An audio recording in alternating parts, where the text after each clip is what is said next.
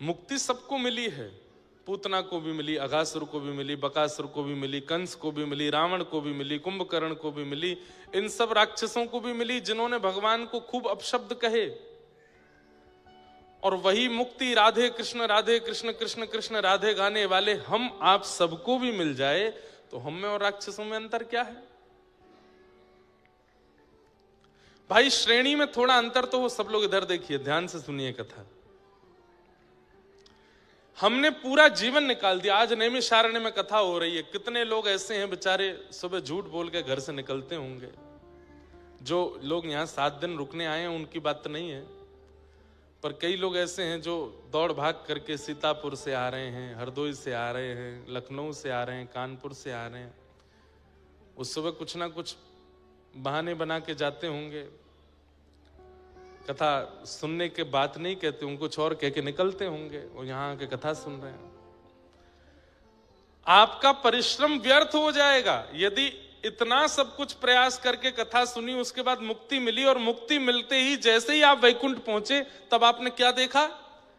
अरे पूरा जीवन निकाल दिया, चप्पल घिस गई हमारी, कंठ अवरुद्ध हो गया, कीर्तन गाते गाते इतनी भागदौड़ करी, इतना परिश्रम किया भगवत प्राप्ति के लिए, और मिला क्या? पूतना के बगल वाला आसन। वहीं पूतना भी बैठी है, वहीं कंस भी बैठा है, वहीं अघासुर बकासुर धेनुकासुर सब बैठे हैं। अरे जब वैकुंठ प्राप्ति होनी ही थी तो हम भी पूतना की तरह ही उधमी बन के प्राप्त कर लेते। हम भी अब तो भाव को भाव अनखालसु नाम जपत मंगल दिश। भगवान नाम कैसा है? ध्यान से सुनिएगा। अग्नि, अग्नि को बहुत मनाओ, अरे अग्नि तू बड़ी प्यारी है, मैं तुझको घी पिलाऊंगा, मैं तुझको ये खिलाऊंगा, तू मुझको जलाना नहीं।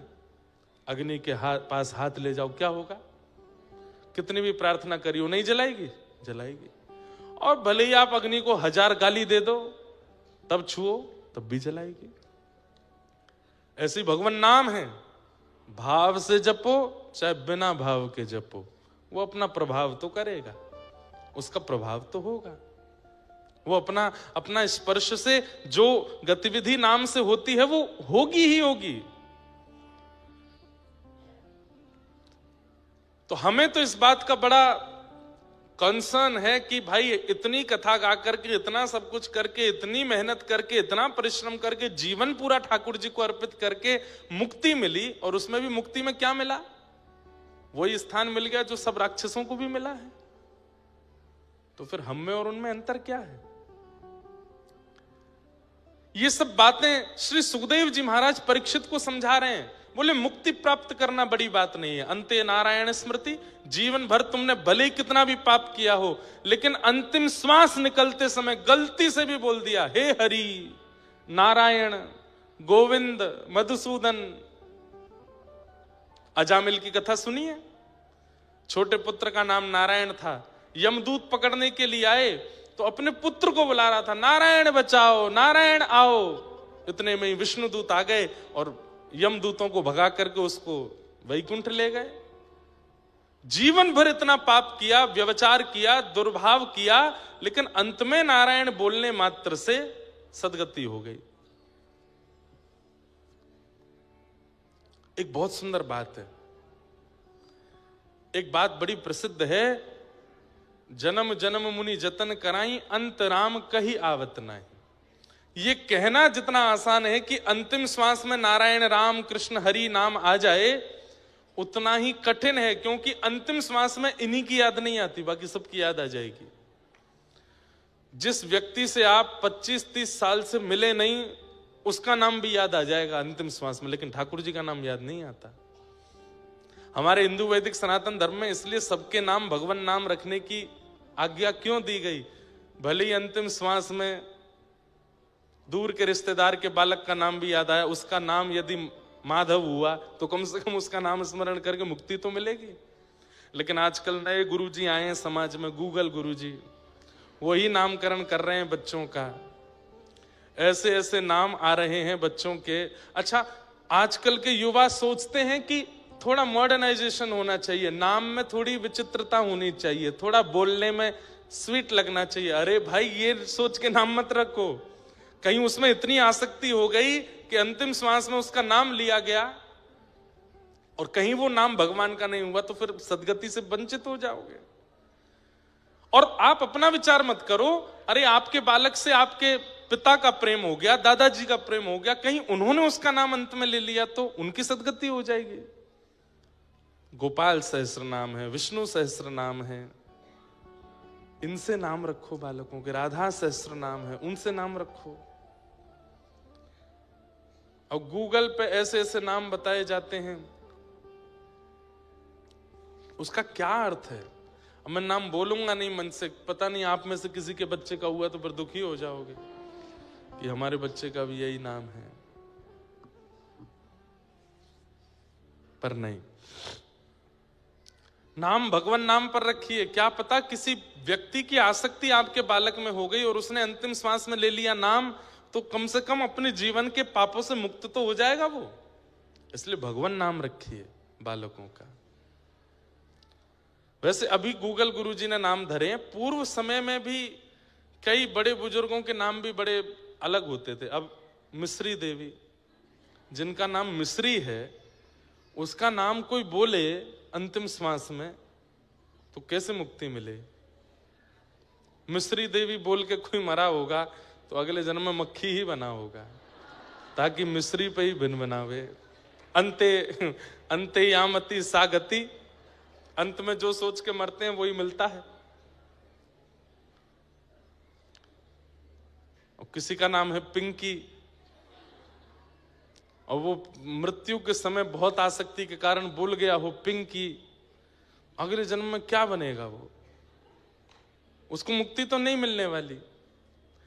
निकनेम भी जो रखते हैं बच्चों के, वो इतने ऊटपटांग मत रखा कीजिए। अब बताओ, पप्पू कोई बोल करके अगर प्राण त्याग दे तो उसका क्या होगा?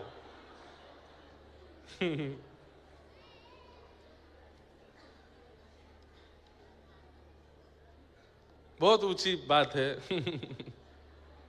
इसलिए भैया नाम बहुत सोच समझ के रखो। बट डन क्या नाम है? अब कोई प्राण त्याग दे इस बात को बोलते छुट्टन। नाम ऐसे रखिए जो भगवत संबंधी हो। निकनेम भी बच्चों के रखने हैं तो जैसे यशोदा मैया ने रखे हैं, कान्हा रखा, कनुआ रखा, गोविंद रखा, गोपाल रखा, ऐसे नाम रखो ताकि उस नाम का, अरे भाई जितनी बार आप उस व्यक्ति को बुलाते हैं उतनी बार भी आपका नाम गिनती होता है। भाव कुभाव अनकालसहु, नाम जपत मंगल दिश दशहु, नाम जपने से मंगल होगा। अब आप किसी व्यक्ति को बार बार बुलाते हैं, उसका नाम बार बार बोलते हैं, तो उतना नाम भी तो काउंट होता है, उस नाम का भी तो प्रभाव होगा आपके ऊपर। नाम बहुत सोच समझ के रखिए, नाम बहुत सोच समझ के रखिए। तो क्या बता रहा था मैं? हाँ, अंते नारायण स्मृति, उससे भी मुक्ति मिल जाती है। अंत में कोई भगवान नाम ले ले तो मुक्ति निश्चित है। परीक्षित, मुक्ति प्राप्त करने के लिए 7 दिन की आवश्यकता नहीं होती। तुम कभी यह विचार नहीं करोगे कि एक ब्राह्मण बालक ने तुमको 7 दिन में मरने का श्राप क्यों दिया? उसने ऐसा क्यों नहीं किया कि उसने तुरंत हाथ में जल लेकर के कह दिया हो अभी अगले 7 मिनट में तक्षक सर्प डस दे और मृत्यु हो जाए राजा परीक्षित की। उसने 7 दिन क्यों दिए तुमको? कभी विचार नहीं करोगे इस बात का? ये सारी कड़ियां जुड़ी हुई हैं राजा परीक्षित। भगवान किसी के प्राणों की रक्षा कर रहे हैं, इसका मतलब ठाकुर जी उससे उम्मीद रखते हैं। ऐसे ही किसी को जीवित नहीं रखा जाता पृथ्वी पर। हर दिन मृत्यु तांडव करती है, हर दिन हर क्षण एक व्यक्ति 2 व्यक्ति मरते हैं, हर सेकंड में 2 लोगों की मृत्यु हो रही है। उस मृत्यु की गणना में हम इतने विलंब से क्यों आ रहे हैं? ताकि उतना समय ठाकुर जी हमको दे रहे हैं। भाई कोई एग्जाम दे रहा है बच्चा, टाइम ओवर हो गया, उसके बाद टीचर लेने के लिए आता है, बच्चा रिक्वेस्ट करता है 5 मिनट और दे दो। टीचर अगर दे देता है इसका मतलब वो टीचर चाहता है कि तुम पास हो जाओ, तुम अच्छा कर लो, तुम अपने इस क्लास को निकाल के आगे पहुंच जाओ। हम सब वही बच्चे हैं जिनको ठाकुर जी ने समय दे दिया है। हम सब वही बालक हैं कि ठाकुर जी, हमने कह दिया ठाकुर जी बस 50 साल और ठाकुर जी कह रहे हैं दे रहा हूं, अब तू निकल के दिखा इससे। लेकिन उस 50 साल में भी वही विषय भोग विलास, उल्टे सीधे सारे छल कर्म। अरे हम पूर्व के किए हुए कर्मों का हिसाब बराबर करने आए हैं इस जन्म में। पूर्व का तो हिसाब बराबर किया नहीं, इस साल का नया हिसाब बना लेते हैं। तब क्रोध में भर करके ठाकुर जी फिर हमको 84 लाख में नचाते हैं। तेने मांगा था मुझसे, अब वही टीचर, उससे बच्चे ने कहा 15 मिनट और दे दीजिए मैम, मैं अभी सारे क्वेश्चन कर दूंगा, जल्दी जल्दी कर जल्दी कर। अब 15 मिनट में भी करने के बाद जब रिजल्ट आया तो फेल हो गया, तो वो टीचर कितनी नाराज होती है, तेरे को मैंने एक्स्ट्रा टाइम दिया था फिर भी फेल हो गया, क्या पढ़ा फिर तूने। ठीक वैसे ही बंधुओं, हम आप सब वही बालक हैं जिनको एक्स्ट्रा टाइम मिल गया है। इस जीवन का कोई भरोसा नहीं, कभी भी प्राण जा सकते हैं, लेकिन हर दिन सुबह उठ करके जगह आप देखते हो कि आप जीवित हो, तो ये विचार कीजिए कि आज मुझसे कुछ उम्मीद है ठाकुर जी को, मैं आज भजन करूं, नाम करूं, कथा सुनूं, अपने जीवन को सफल बनाऊं। तो मुक्ति प्राप्त करने के लिए बहुत समय की आवश्यकता होना आवश्यक नहीं है। राजा परीक्षित अंतिम घड़ी में, अंतिम क्षण में भी यदि नाम सुना दिया जाए तो भी मुक्ति मिल जाती है। 7 दिन बचे, खाओ पियो करो आनंद, 7वां दिन जब आएगा तब मैं आ जाऊंगा और तुम्हारे प्राण निकल रहे होंगे, उस समय तुम्हारे कान में कह दूंगा श्री कृष्ण गोविंद हरे मुरारे हे नाथ नारायण वासुदेव, प्राण छोड़ देना, मुक्ति मिल जाएगी तुमको। तुम मुक्ति की कामना कर रहे हो और फिर ऊपर से 7 दिन बता रहे हो, इतनी योजनाएं करने की आवश्यकता नहीं है। मुक्ति के लिए 1 सेकंड काफी है, पर 7 दिन मिले हैं, इसका क्या करोगे। राजा परीक्षित बोले, मैं चरणों में प्रणाम करके कहता हूं, मुझे बताइए मैं क्या करूं। बोले राजन, मुक्ति एक क्षण में मिलती है, भक्ति प्राप्त करने में थोड़ा समय लगता है। तुम याचना करो कि 7 दिन में तुम भक्ति सुनो और भक्ति सुन के भक्त बन जाओ, भक्त बन जाओ। राजा परीक्षित बोले मैं भक्त बनूंगा 7वें दिन और फिर उसके बाद मेरी मृत्यु हो जानी है, मुक्ति मिल जाएगी, तो फिर इससे फायदा क्या होगा। बोले बहुत बड़ा फायदा है। बोले क्यों। मुक्ति का मतलब मृत्यु के बाद भगवान का दर्शन और भक्ति का मतलब जीते जी भगवान का दर्शन।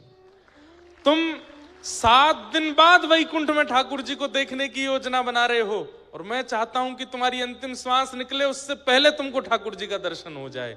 भक्ति में वो सामर्थ्य है कि वो जीवित अवस्था में भगवत दर्शन कराती है। हमारे ठाकुर जी की जहां ब्याहुला हुआ गिरधर लाल जी का, तो जो श्री जी के पक्ष के जो परिवार था वो सामान्य परिवार नहीं है। जयपुर के सरस कुंज के आचार्य चरण, उनकी श्री जी उनके भाव से ब्याह हुआ। श्री अलवेली माधुरी शरण जी महाराज, उनके परंपरा के कई पद में गाता हूं सरस माधुरी जी के। कल मैंने एक गजल भी गाई थी, सदगुरु शरण में सभी फल मिलेंगे, गुरु मिल गए तो युगल भी। हर साल हमने एक भक्तमाल की कथा उनके यहां करने का नियम लिया है, भक्तमाल में वहीं करता हूं।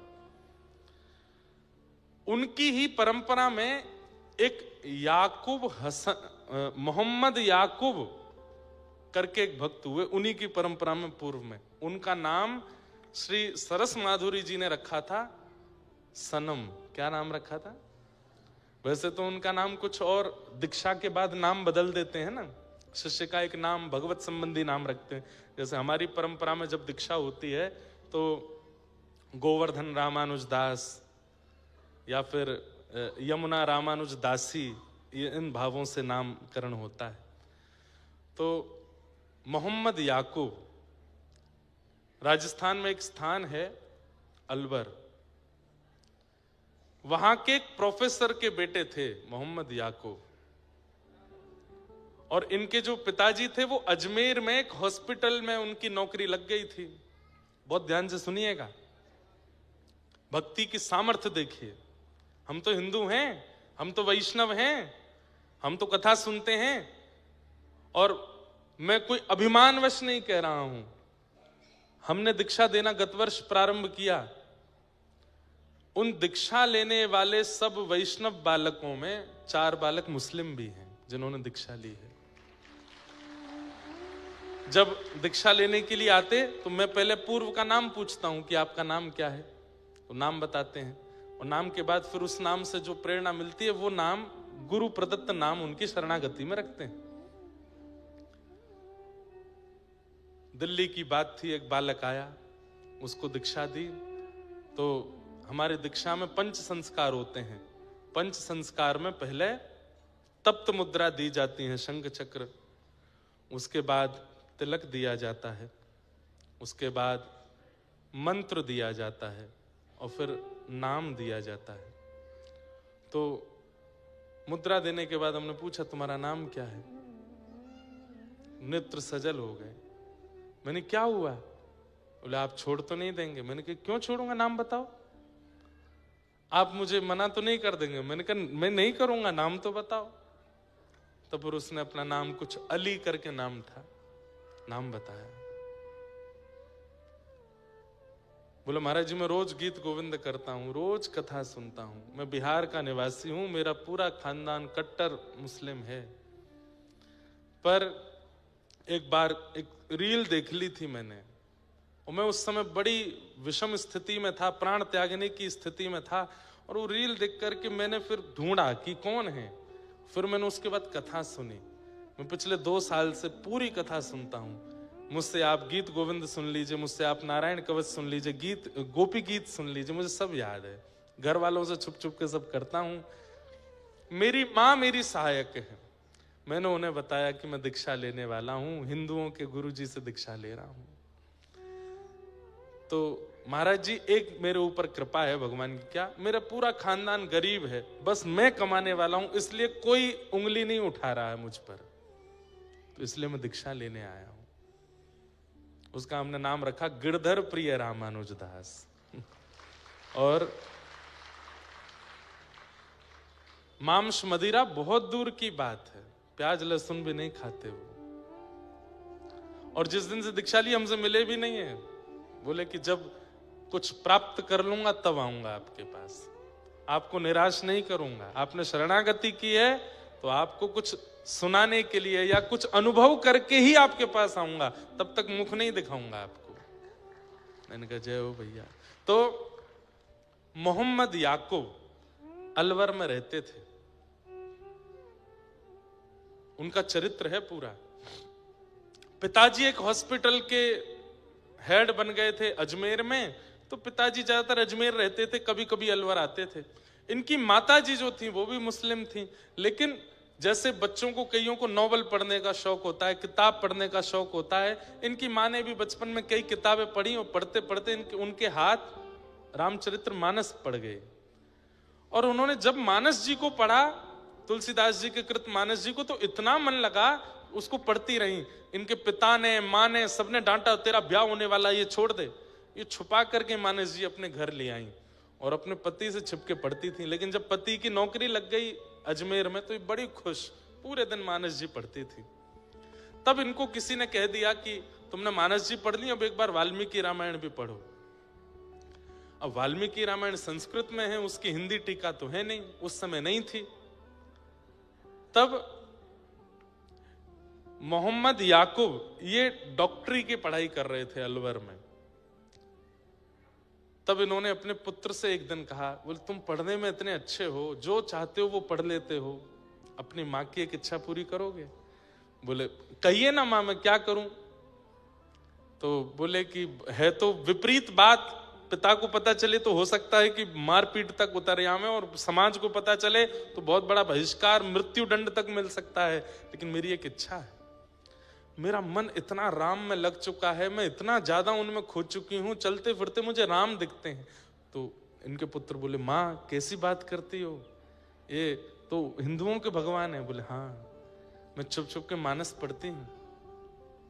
मेरा बहुत मन है कि मेरे प्राण निकले एक बार, उससे पहले मैं वाल्मीकि रामायण पढ़ूं, परंतु वो संस्कृत में है, मैं पढ़ नहीं पाऊंगी, समझ नहीं पाऊंगी,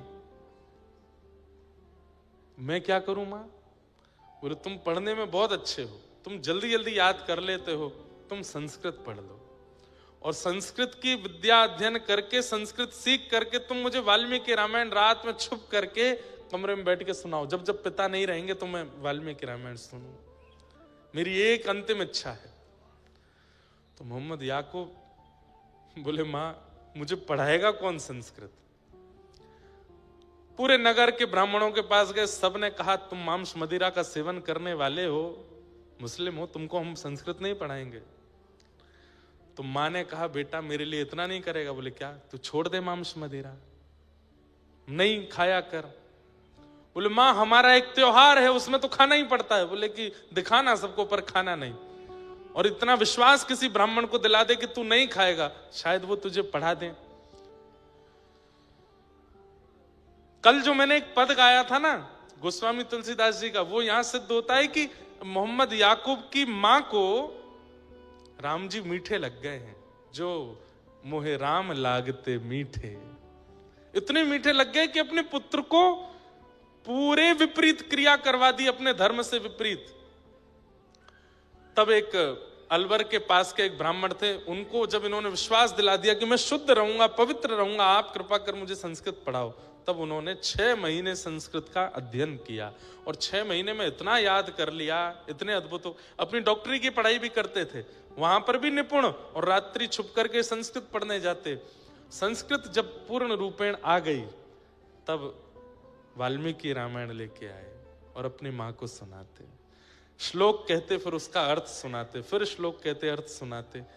मां तो सुनते सुनते सुनते भाव विभोर होके सो जाती, लेकिन इनके ऊपर जो उसका असर होता था वो अलग था। ये तो बस उसी चित्त में रहते, उसी भाव में रहते, हनुमान जी की झांकी, राम जी की झांकी, लक्ष्मण आदि इन सब के भाव में बने रहते। अब वाल्मीकि रामायण पढ़ के रामचरित्र तो इनको सब समझ में आ चुका था, अब इच्छा प्रकट हुई कि अब रामायण तो हो गई, अब मैं क्या पढ़ूं? तब एक दिन उन्होंने उन्हीं गुरुजी के पास जाके बोले गुरुजी अब मैंने रामायण तो पढ़ लिया, अब क्या पढ़ूं? बोले अच्छा श्रीमद् भागवत पढ़ो।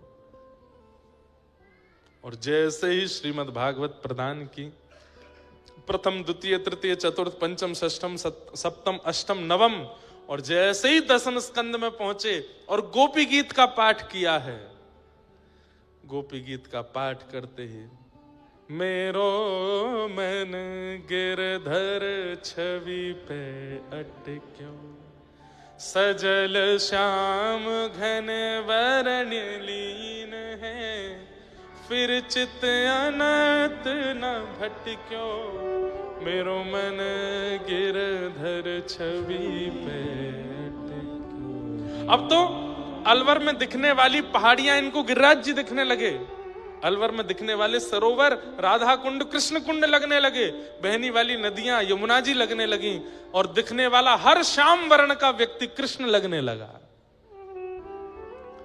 नेत्रों में आंसू 24 घंटे रहने लगे, ये सूखे नेत्र नहीं रहते थे, 24 घंटे नेत्रों में अश्रु। और श्याम सुंदर कहां मिलेंगे, कैसे मिलेंगे, कब मिलेंगे, बस इसी स्थिति में रहने लगे। मां तो चली गई, लेकिन याकूब की स्थिति ऐसी कर गई, अब क्या करूं? एक दिन लाइब्रेरी में बैठ करके कुछ पढ़ रहे थे, तभी इन्होंने वहां देखा कि किसी के सिर पर तिलक है और वो किताब पढ़ रहा है और दूसरे हाथ में माला जप रहा है।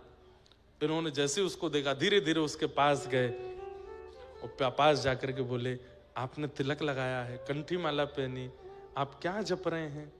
बोले मेरे गुरुदेव ने मंत्र दिया है, इस मंत्र से भगवत प्राप्ति होगी, प्रिया प्रियतम की प्राप्ति होगी। ये चरणों में गिर गए, मुझे ये मंत्र दे दीजिए, मुझे भी उनका दर्शन करना है। बोले तुम तो मुस्लिम हो? बोले मैं हूं, पर मैं जन्म से होऊंगा, शरीर से होऊंगा, पर मेरा मन पूर्ण रूपेण। अब ये तो वहीं बैठ के गोपी गीत सुनाने लगे, सारे भाव सुना दिए। बोले मैं पूर्ण योग्य हूं, आप मुझे स्वीकार कर लीजिए, कैसे भी करके मंत्र दे दो। बोले मंत्र मैं नहीं दे सकता, मंत्र तो गुरु देते हैं। बोले अपने गुरुदेव से मिलवा दीजिए। तब इन्होंने कहा परसों गुरुदेव घर आ रहे हैं, उनका सत्संग है, 600-700 वैष्णव आएंगे, तुम भी आना, चुपचाप आके बैठ के सुनना। श्री सरस माधुरी शरण जी महाराज घर आए और मोहम्मद याकूब बैठ करके सुन रहे थे। दीक्षा लेना तो दूर की बात, जैसे ही गुरुदेव आए हैं उनकी रूप देखते ही, उनकी झांकी देखते ही, उनकी चाल, उनके नेत्र, उनका मुखमंडल देखते ही ये मूर्छित होकर गिर पड़े। इनको ऐसा लगा जैसे मानो प्रिया प्रियतम एक तनु होकर के मेरे सामने आ गए। होश में लाए, बोले तुम कुछ कहना चाहते हो, बात करो। बोले कुछ नहीं, मेरे सारे समाधान पूर्ण हो गए। बोले तुम्हें दीक्षा की, दीक्षा भी हो गई, इनके दर्शन ही दीक्षा है, बस ये जो आज्ञा कर दें वो। उन्होंने भी हृदय से लगाया और दीक्षा प्रदान करी। और इनका नाम वैसे तो कुछ सरस करके कुछ नाम रखा, प्रिय सरस ऐसे करके कुछ नाम रखा, लेकिन फिर गुरुदेव को बहुत इनको देख करके बड़ा आनंद आता था, तो इनका नाम सनम साहब रख दिया। क्या नाम रखा? सनम साहब। और सनम साहब जी ने फिर ऐसे ऐसे पद गाए हैं, ऐसे ऐसे भाव गाए हैं श्री प्रिया प्रियतम के मिलन के। अनुपम माधुरी जोड़ी हमारे श्याम श्यामा की, ये सब भाव उसी परंपरा के। तो मुक्ति मतलब मृत्यु के बाद भगवत दर्शन, और भक्ति मतलब जीते जी ठाकुर जी का अनुभव। चाहे आप किसी जाति में हो, बिरादरी में हो, परंपरा में हो, कैसे नहीं हो, इससे कोई फर्क नहीं पड़ता। भक्ति जीवन में आ जाती है तो जीते जी ठाकुर जी का अनुभव होने लगता है। ठाकुर जी अनुभूति ही कराते हैं, ये बात लिख लीजिएगा, अनुभव ही होता है उनका। जैसे उस दिन नंदू भैया को यहां पर कोई डाल मचलती हुई दिखी, अब आप भूत प्रेत नहीं मानना, जिनको देख के भय लगे समझो वो भूत प्रेत है, और जिनको देख करके और देखने की इच्छा हो, जिस अनुभूति को देख करके, जिस भाव को देख करके और समीप जाने की इच्छा हो, समझ जाना वो अबनॉर्मल स्थिति जो दिख रही है वो ठाकुर जी ही हैं, वो आपको ही अनुभव करा रहे हैं। भक्ति, तुम भक्ति चुनो, मुक्ति नहीं। श्री परीक्षित जी महाराज ने तुरंत सुखदेव जी के चरणों में प्रणाम किया और प्रणाम करते हुए कहा, भगवान अब मुझे मुक्ति की याचना नहीं है, क्या करें? समीचीनम बचो ब्रह्मन् सर्वज्ञस्य त्वानघ तमो विशीर्यते मह्यम हरे कथयतः कथा। अब मुझे कुछ नहीं चाहिए नाथ, बस आपके चरणों में प्रणाम करते हुए अब हरि की कथा सुनाओ। मेरी चिंता का विषय अब ये नहीं है कि मृत्यु के बाद मुझे मुक्ति मिले, अब चिंता का ये विषय है कि मेरे प्राण निकले उससे पहले हरि मेरे सामने आ जाए, मैं उनका दर्शन कर लूं, मैं उनका अनुभव कर लूं, बस यही मुझे चाहिए, और कुछ मुझे नहीं चाहिए। श्री सुखदेव जी महाराज ने यही बात जान करके, यही बात समझ करके अब यहां से कथा सुनाना प्रारंभ किया है, कथा सुनाना प्रारंभ किया। सबसे पहले तो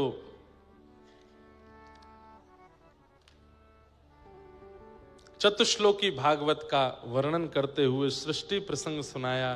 तत्पश्चात उद्धव विदुर मिलन, और वहां विदुर जी का मैत्री मुनि के आश्रम पे जाना, और मैत्री मुनि के द्वारा श्री उद्धव जी महाराज को, विदुर जी महाराज को कथा श्रवण कराना, सृष्टि का प्रसंग सुनाना, सब सुनाया। तत्पश्चात भगवान के कृपा से पृथ्वी पर प्रथम मानव के रूप में स्वयंभू मनु शत्रुपा आए, जिन्होंने यहाँ नैमिषारण्य में तप भी किया।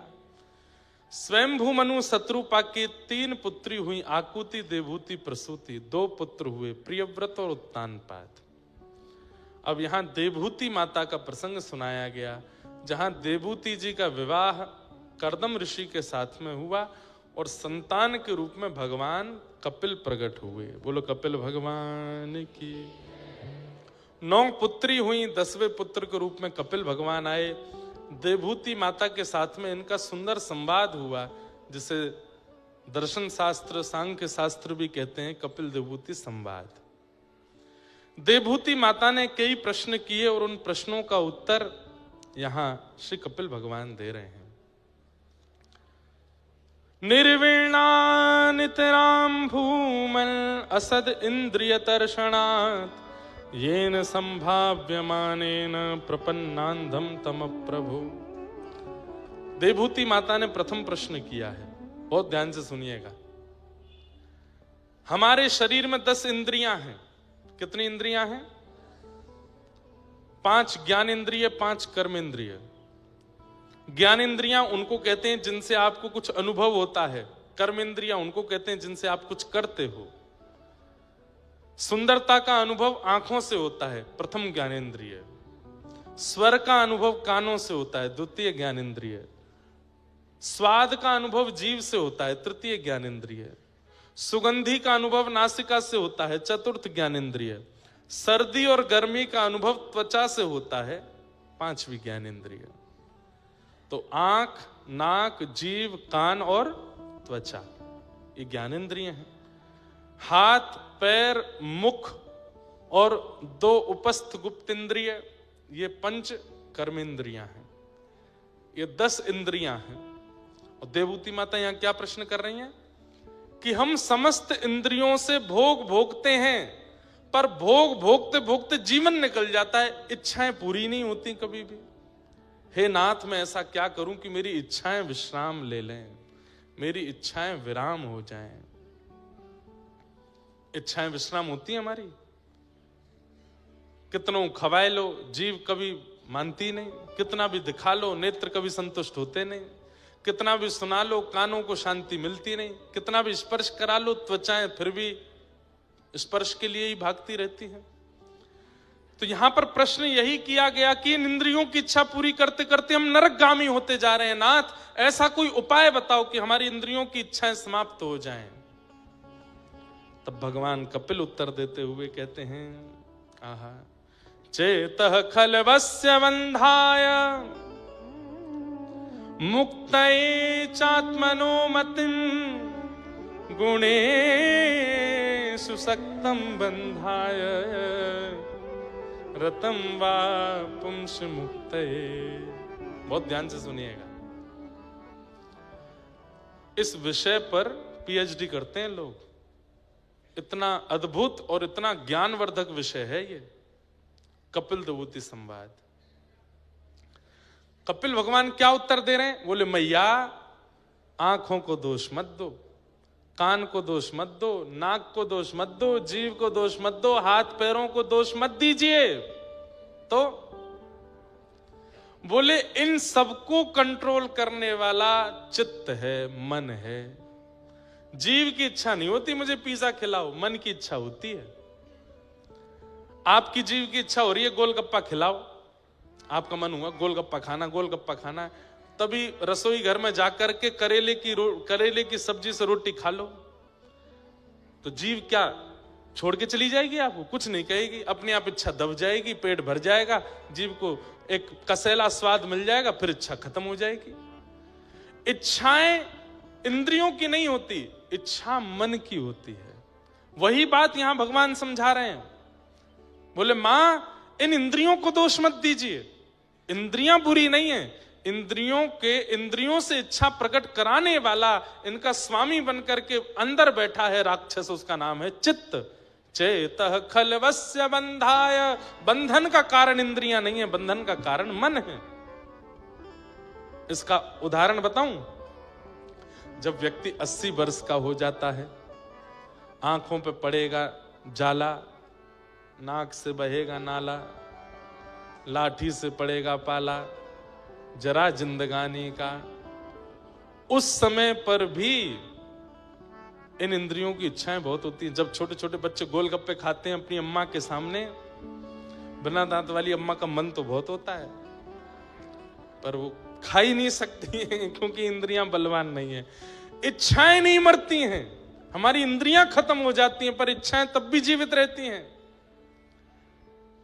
अब बड़े बूढ़े लोगों से आप कहो, अब जो बड़े बूढ़े बैठे हैं बुरा नहीं मानना, हाँ, चलोगे मनाली घूमने, बहुत जाड़ा पड़ता है, कैसे जाएंगे? इसका मतलब ये नहीं है कि उनकी इच्छा नहीं, इच्छा तो है पर शरीर साथ ही नहीं दे रहा है, अब कैसे जाएं? इच्छाएं तो, इच्छा नहीं मरती, इसलिए कहते हैं तृष्णा ना जीर्णा वयमेव जीर्णा। हमारी तृष्णा यानी कि इच्छा कभी नहीं मरती है, हम मर जाते हैं, हमारी इच्छाएं जीवित रहती हैं, मरते दम तक इच्छाएं खत्म नहीं होती। हमने कई बार सुना है, मरणासन स्थिति में पहुंच गया व्यक्ति, अंतिम श्वास ले रहा है, हाथ पैर चल नहीं रहे, लकवा मार गया, उससे पूछा गया कान पास रख के अंतिम इच्छा बता दो, तंबाकू खिला दो बीड़ी पिला दो अरे भाई मरने वाले हो तुम, तुम्हारा पूरा कुल खानदान रो रहा है, अब भी इच्छा नहीं मरी तुम्हारी। लखनऊ की जलेबी खिला दो, वहां का समोसा ले आओ, एक बार खा लूं फिर मर जाऊं। अरे नहीं, अंतिम इच्छा कैसी हो? राधिका किशोरी संग रमण तुम्हारा, मुझको दिखा दो कभी ऐसा नजारा। राधिका किशोरी संग रमण तिहारा। अभी आप लोगों ने ब्याहुला देखा था गिरधर लाल जी का? किस किस ने देखा? ब्याहुला में पहले दिन आप लोगों ने रात्रि के उत्सव में ढाणिन लीला देखी थी। वहां ढाणिन बन के जो आई थी, उनका नाम तो मुझे याद नहीं, पर उन्हीं का ये पद है, उन्होंने ही सारे पद लिखे हैं, रमन नाम है उनका, श्री रमन जी। सारे पद वही ढाणी बन के आए थे, और श्री किशोरी जी हमारे ठाकुर जी के सामने ढाणिन लीला उन्होंने की थी, लहंगा पहन करके। पर्याप्त इतने पद गाए हैं उन्होंने। चांद सा सलोना मुख लटें घूंघरारी हैं,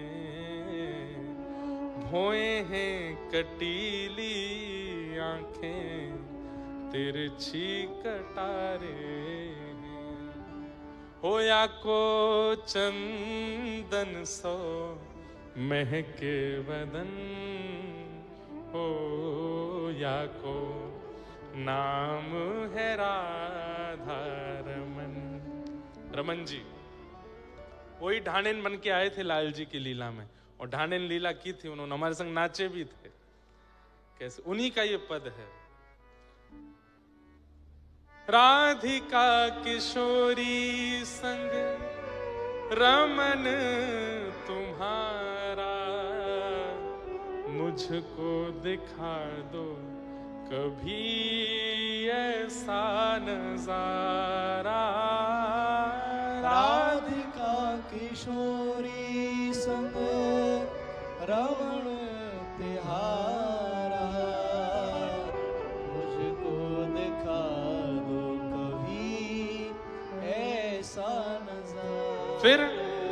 फिर चाहे मैं मर जाऊं, फिर चाहे मैं मर जाऊं, फिर चाहे मैं मर जाऊं, फिर चाहे मैं कैसे बसा कर नैनन में, छिपा कर नैनन में, बसा कर नैनन में, छिपा कर नैनन में, ओ बसा कर नैनन में, छिपा कर नैनन में, बसा कर नैनन में, छिपा कर नैनन में। हे मन मोहन तुम्हें रिझाऊं, मन मोहन तुम्हें रिझाऊं, ओ तो है नित नए लाड़ लड़ाऊं, ओ तो है नित नए लाड़ लड़ाऊं, बसा कर नैनन में, छिपा कर नैनन में,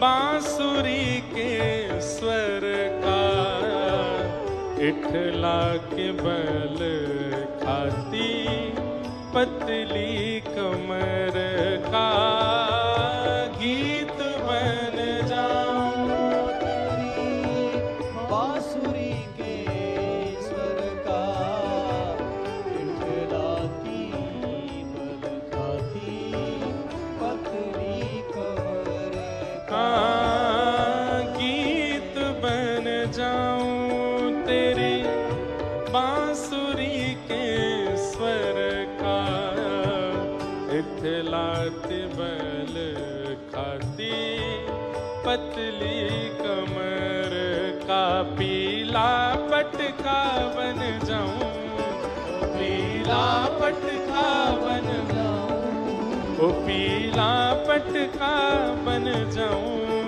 पीला पटका बन जाऊं बसा कर नैनन में छिपा कर नैनन में बसा कर नैनन में छुपा कर नैनन में ओ बसा कर नैनन में छिपा कर नैनन में बसा कर नैनन में छुपा गाँव भाव से हे मनमोहन तुम्हें रिझाऊं मनमोहन मेरे जाऊं हो तो है नित नए लाड़ लड़ाऊं तो है नित लाड लड़ा कैसे बसा कर नैनन में छिपा कर नैनन में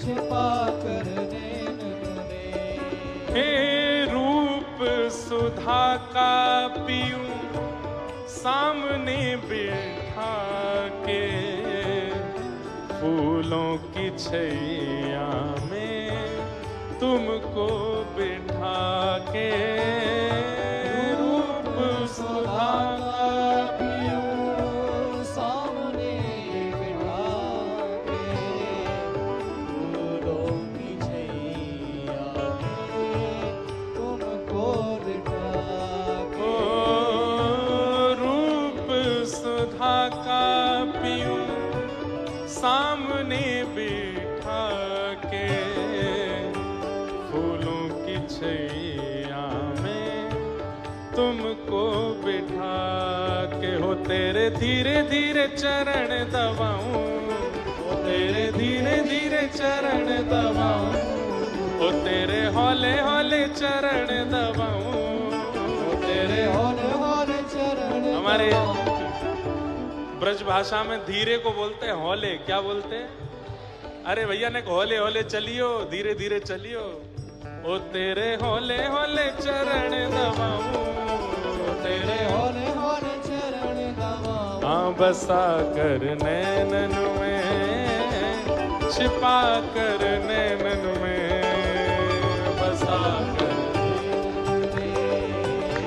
छुपा कर नैनन में हाँ बसा कर नैनन में छिपा कर नैनन में बसा कर नैनन में छुपा कर नैनन में ओ मनमोहन तुम्हें रिझाऊं मनमोहन तुम्हें हो तो है नित नए लाड़ लड़ाऊं तो है नित नए लाड लड़ाऊं बसा कर नैनन में छिपा कर नैनन में बसा कर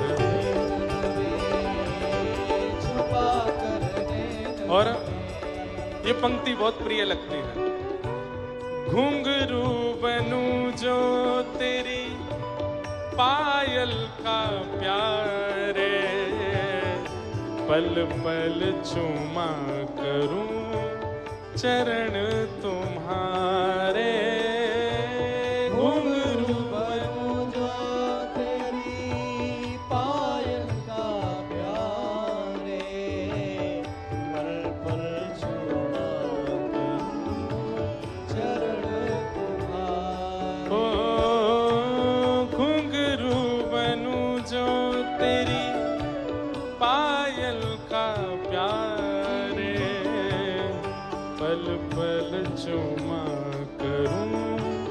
चरण तिहारे। हो तेरे संग संग नाचूं गाऊं, हो तेरे संग संग नाचूं गाऊं, हो तेरे संग संग नाचूं गाऊं, तेरे संग संग नाचूं। कैसे बसा कर नैनन में, छिपा कर नैनन में, बसा कर नैनन में, छिपा कर नैनन में। ओ बसा कर नैनन में, छिपा कर नैनन में, बसा कर नैनन में, छिपा कर नैनन में। ओ मनमोहन तुम्हें रिझाऊं, मनमोहन तुम्हें रिझाऊं। ओ तोहे नित नए लाड लड़ाऊं, नित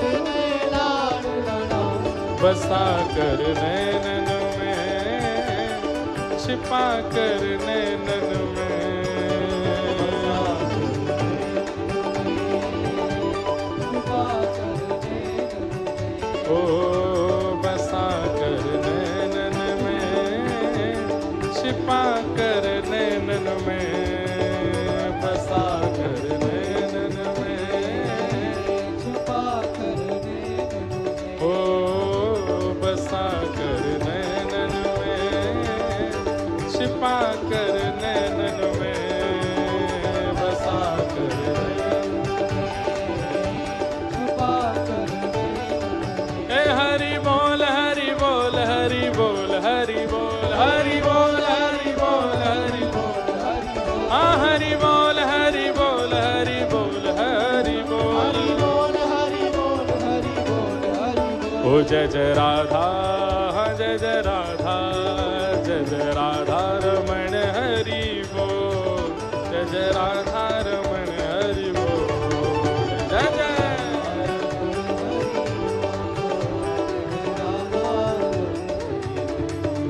ए हरि बोल हरि बोल हरि बोल हरि बोल, हरि बोल हरि बोल हरि बोल हरि बोल। ए मैया तेरे पाँव पड़ूं एक बार हरि बोल, मैया तेरे पाँव पड़ूं एक बार हरि बोल। महाप्रभु श्री चैतन्य कहते हैं भैया एक बार हरि बोल बोल दो बस, मैया तेरे पाँव पड़ूं एक बार हरि बोल, मैया तेरे पाँव पड़ूं एक बार हरि बोल। भैया तेरे पाँव पड़ूं एक बार हरि बोल, मैया तेरे पाँव पड़ूं एक बार हरि ए हरि बोल हरि बोल, बोल हरि बोल। ए हरि बोल हरि बोल, हरि बोल हरि बोल। ओ मुकुंद माधव हरि हरि बोल, माधव हरि हरि बोल। हाँ मुकुंद माधव हरि हरि बोल, माधव हरि हरि बोल। ए हरि बोल हरि बोल, हरि बोल हरि बोल। ए हरि बोल हरि बोल, बोल हरि बोल।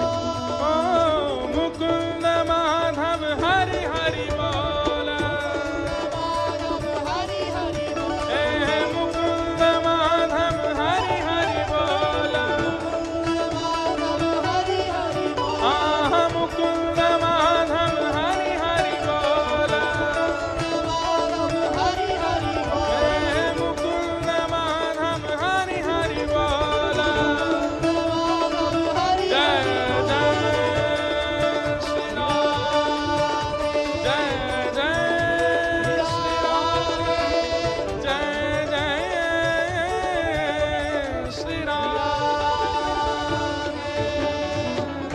बोलो वृंदावन बिहारी लाल की जय।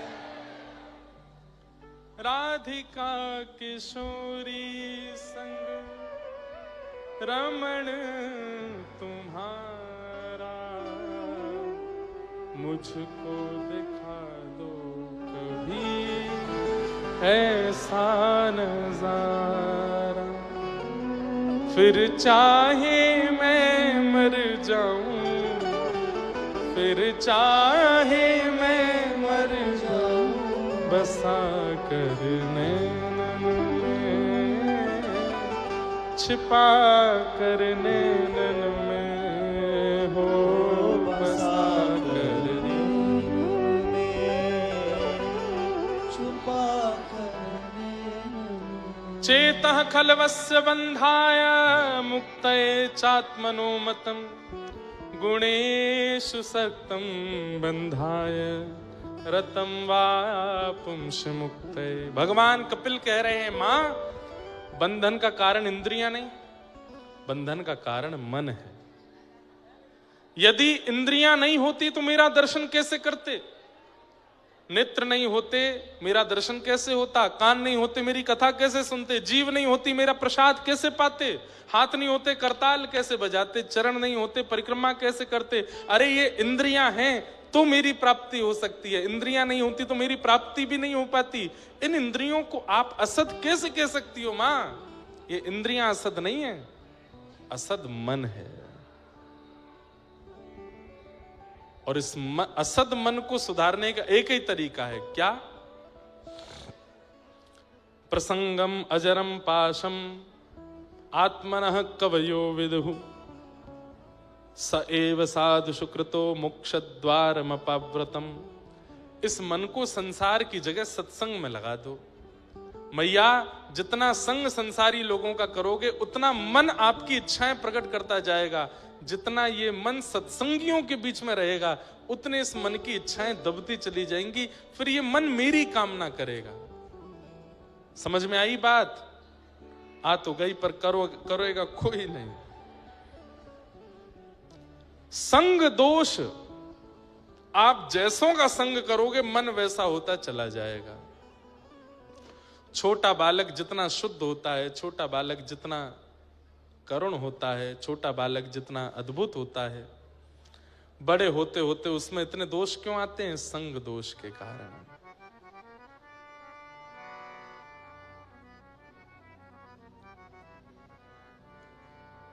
माता जी को मार्ग दे दो जाने का, पहले तो कूद फाद के आगे आएंगी, फिर बीच में जाती हैं। जाना ही नहीं चाहिए बीच में कथा में, जब आगे आके बैठी थी तो बैठ जाओ। हाँ।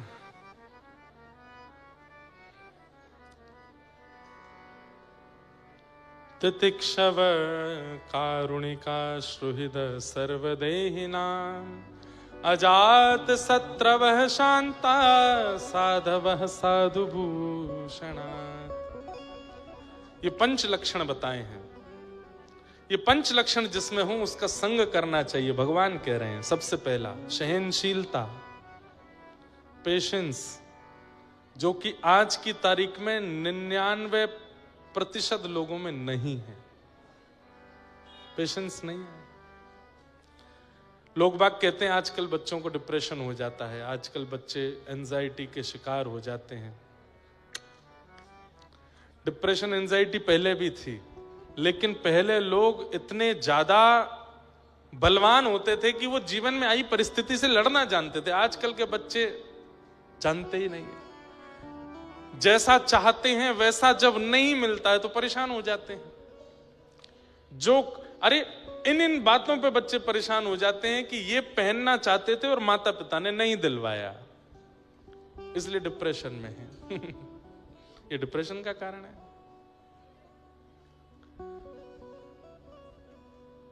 यहां जाना चाहते थे घूमने पर माता पिता ने मना कर दिया।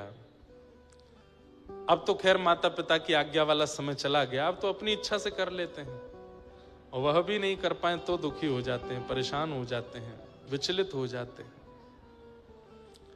पेशेंस, पेशेंस का मतलब सहना ही नहीं होता। पेशेंस इन सब चीजों में लागू होता है।